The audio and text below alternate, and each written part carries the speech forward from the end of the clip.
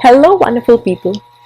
Today it's World Mental Health Day, a day which I feel is significant for any of us out there, but it takes on a newer level of significance altogether with the way things have been for all of us this year, with the world being cocooned inside and it having a whole lot of implications for mental health for a lot of people out there. So today I wish to speak about the term mental health briefly, not just as someone who is into a lot of holistic work, being a Reiki practitioner, being a certified aromatherapist, and essential oil expert, all of which have to do a lot with the wellness of the mind too. But even otherwise, as someone who's been on a long, drawn, intense spiritual journey, and the spiritual journey which continues and will continue for the whole of my life. So even just as part of the spiritual journey, I think the mind is really an important part, because for me mind is not something which is separate from the spirit, because at the end what a spiritual journey essentially means, the calling of what's inside you, the light, the harmony, the health, the wholeness, the peace, the serenity, the joy that lies right within you. And at the end of the day, what is mental health? What is health of the mind? And if it's not about all these things, about having a great sense of balance, wholeness, joy, serenity, peace, which comes from right within us and which is not dependent on external sources. So for me, any health at all is cannot be devoid, cannot just be a clinical definition where the body, mind and spirit are separated. Any health has to be essentially a sense of wholeness, and for me mental health is also that. It can never be separated from the spiritual aspect of us. But today for this video, I will not get too much into the depths of the spirit part. I will just stick to the mind part, or maybe the brain part. So what is, even if we talk from just that aspect, what is mental health? So for me, mental health is definitely not just the absence of certain clinically diagnosed symptoms of an illness. So it's not merely the absence of a clinical mental illness. It is way more than that. It's rather the presence of things, presence of joy, presence of inner serenity, presence of a greater sense of balance, presence of a greater sense of harmony, presence of a whole sense of inner centeredness, whereby living becomes way more full of happiness than the lack of it, whereby living becomes way more than just existing and dragging through life. And mental health, having good mental health, does not definitely mean at all mean that you will never experience despair, you will never experience anxiety, you will never experience depression, you will never experience dooms of darkness. Absolutely not. All it means is that you will be even more strongly equipped to deal with all of those things when inevitably you will face them at some point or the other in your life, as happens with all of us. Maybe some people face more of these things depending on their personality types, their sensitivities, the external environment, and a whole lot of other things. And some people face a few these in lesser doses. But for all of us, for having a good mental health definitely means that we are greater equipped from within us to be able to deal with these phases when they come to us, to be able to look at them, to not be able to not judge ourselves, for these things happening to us, and to be able to deal with our own selves when we are facing these things with a whole lot of centeredness, empathy and compassion, to the point where our lives are not just overwhelmed and thrown away, just pierced to pieces just by these things happening to us. And we will ultimately find that sense of strength and centeredness and come back to it, because that is our natural nature, that is a natural way to be. So that is what mental health means for me. And what is it that we can really do to bring that mental health apart? And I'm not talking about the point when we are diagnosed with a mental illness, or not diagnosed, going through depression or anxiety, because just going through depression or anxiety does not always mean that you have a mental illness. There can be a whole lot of reasons, and a whole lot of people go through these things at some point or other in their life. This does not mean they all have mental illness. So for me, the biggest cliches which I wish to talk about here is always talking about reaching out to people if you think that they are in depression, or if you think they might be having some mental health issues. So I think reaching out is way overrated. Not all kinds of depression, not all kinds of situations where people are feeling some kind of unwholeness or disharmony in their mind are situations or times when people wish for contact, or which will all go away just by others reaching out to you. In fact, lots of times when people are in that kind of state, and again, I'm not talking about clinical mental health, I don't want to get into that, it's not my business to talk of that, I'm just talking about any state of mental harmony. The very assumption that all states of mental unwholeness, or a sense of lack, means that it can just go away by people reaching out to you, or that people reaching out to you is the answer or the right solution, is an assumption which is not always valid and not always right. It is simply an oversimplification of this state. Because lots of times, and I can say this not just through my own experience, but through an experience of which I know firsthand of so many people, lots of times when you are in this phase, in fact, you do not always wish to connect with people. You do not, because lots of times these things happen to you also as part of your spiritual journey. These are phases, because there are things happening within you, the answers you seek within you. And that's the reason why your mind is in a turmoil, and reaching out to people is sometimes the last thing you want to do at this point of time, or people reaching out to you. In fact, it might create a greater sense of disturbance, a greater sense of clutter and noise, which you wish to be away from at that point of time. And in fact, this also assumes that the people who would reach out to you at this point of time, or who must or should reach out to you, are going to be wise enough, or knowledgeable enough, or perceptive or intuitive enough to be able to give the kind of advice that is exactly what will bring the light for you, which is not often the case. People often, at this point of time, people around you can be very clueless and absolutely have no clue of what to do, and they can in fact give you advices and suggestions which do not work for you, which had no meaning, and which can in fact throw you off your path and make you feel worse. So we have to look at all of this in a whole collective way, and take it in a balanced way. And in this respect, I feel solitude is something which is greatly underestimated, especially in cultures such as Indian culture or Southeast Asian cultures, or some other countries where a collective way of being is the way of life.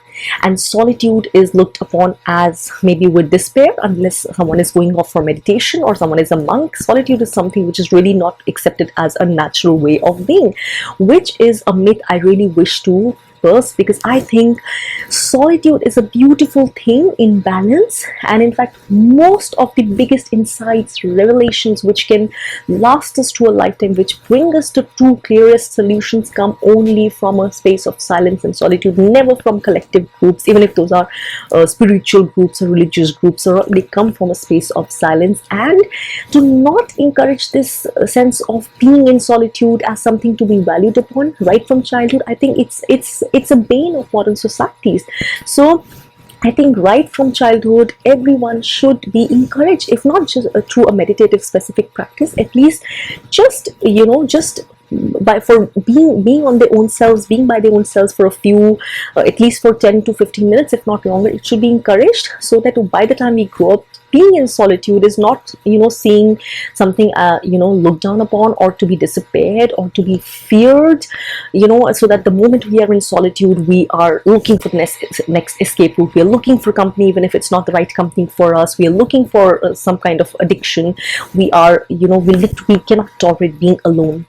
So that in itself can create a lot of mental health, just by accepting solitude, and just by learning how to be with solitude and embracing it can create so much basis for mental health, which you cannot even understand unless that is a part of your life.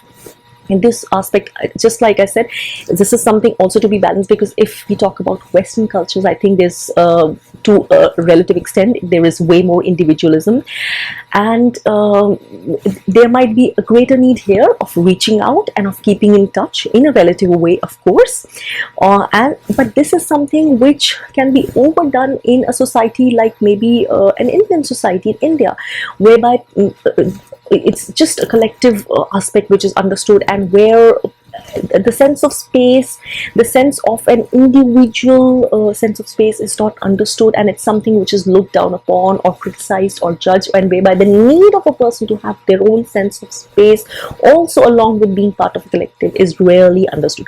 So I think because that is also something which can create mental health issues for people when they do not have the sense of individual space or solitude, which the mind so needs, just like we need sleep. So solitude and reaching out, I think they have to be understood in the right context, in the right manner. What is the need of the hour?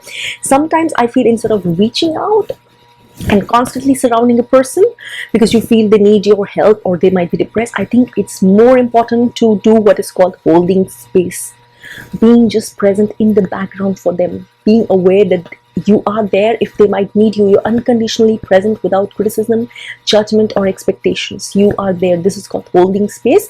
At the same time, not intruding into their space or into what you sense they might need at this time, which might be a sense of being left to themselves because they're sorting out things within their own selves. So I think these are things which really have to be understood in the right context. Other than that, of course, a meditative practice is something which can never be emphasized enough. So if just a state of silence, if it's something someone can practice, great. Otherwise, learning a technique, whether it's mantra meditation, whether it's transcendental meditation, whether it's vipassana, whether it's chakra meditation, whether it's yoga nidra, something or the other should be a regular committed part of your life. You cannot just reach a state whereby you feel mentally unhealthy, leave alone developing some kind of mental illness when you turn to these practices, or you cannot wait to be 50 or 60 or 70 when you turn to these practices, because then you have nothing else to do. These things have to be made a part of your regular life, and I highly encourage that children should be introduced very gently to at least some of these practices, just like we introduce them to so many other worldly things and the education and technology and a lot of other things, and which does not mean to force these things upon them, but just to make them gently aware, so that if this is something which they can develop as part of their regular life, great. Otherwise, this knowledge will be there for them to come back to later when they grow up and all sorts of stresses start attacking them, when they will know that a substance outside an addiction or wrong company or other so many external stimuli are not going to be the solutions, no matter how exciting, how tempting, and the answers are right there within them.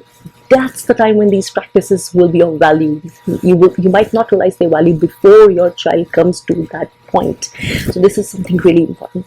Other than that, quickly I want to mention two really important keywords which are so important for mental health and wholeness, because a lot of us we don't realize that a mental illness or an unwhole mind are not things which suddenly we experience one fine day. They all have roots deep within us. We carry so many experiences within us from not just this but past life. But again, as I said, I'm not going to get into that dimension, so just sticking to this simple level.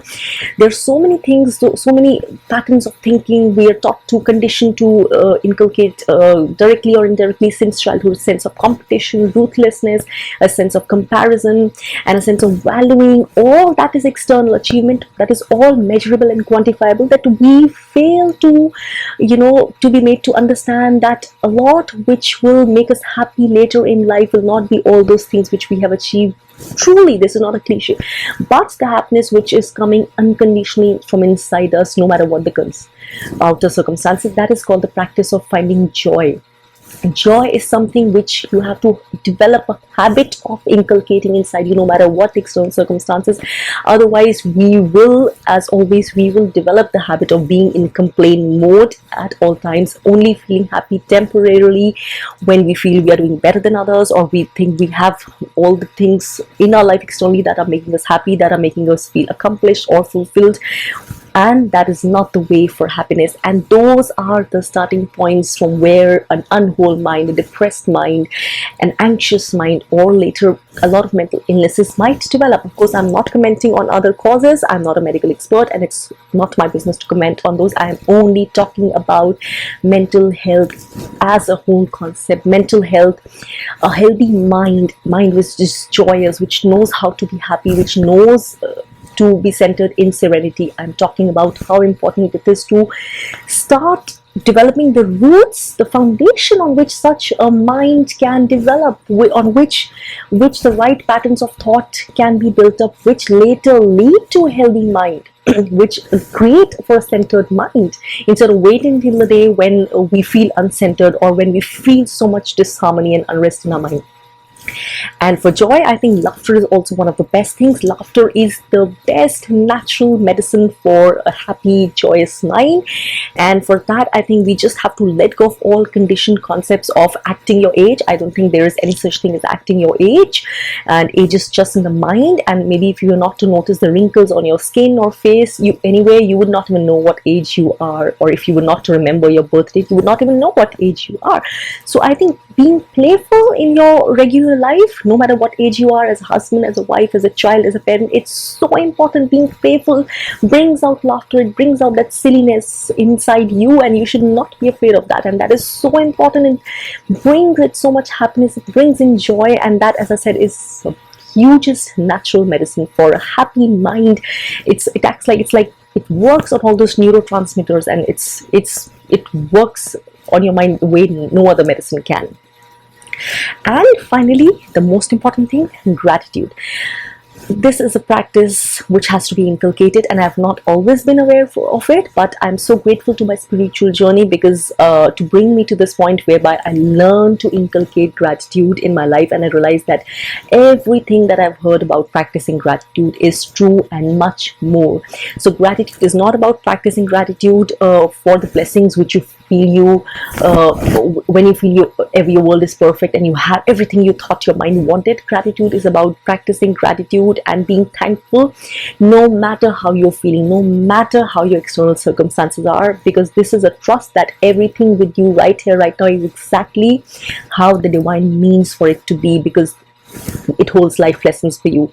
It's exactly what is right for you at this moment of time, and everything else which you need, which might come up will be a bonus. When you inculcate that, you literally transform your life. And this is a practice which has to be inculcated, trust me, because our mind is so used to not dwelling in gratitude, so used to comparing, so used to waiting for external things to happen which will temporarily make us happy, and before we go back again to complain mode and wanting more and greed mode, and all those modes, that we do not realize how important it is to have gratitude at each moment. So if we can practice gratitude, we'll bring in more and more and more into our lives to be grateful for, and this has to be experienced to be known, for the truth of it to be seen. So I think all those things, if we can do, if we can just be mindful of all those things which I've just spoken of, they will go a long way in the first place to create a solid foundation for mental health and mental wholeness and mental well-being, and none of them is meant to be underestimated. So if someone out there found some hope from these pointers, from these keys, and it gave you a greater sense of empowerment and a sense of knowing what to do now about your mental health, I think that would be my purpose solved. So I truly hope that all of us have great, joyous, healthy, happy, serene minds, from where happiness flows to our bodies, and healthy, strong spirits. And have a great time, all of you, wherever you are. Be happy, be harmonious, be joyful, no matter what age you are.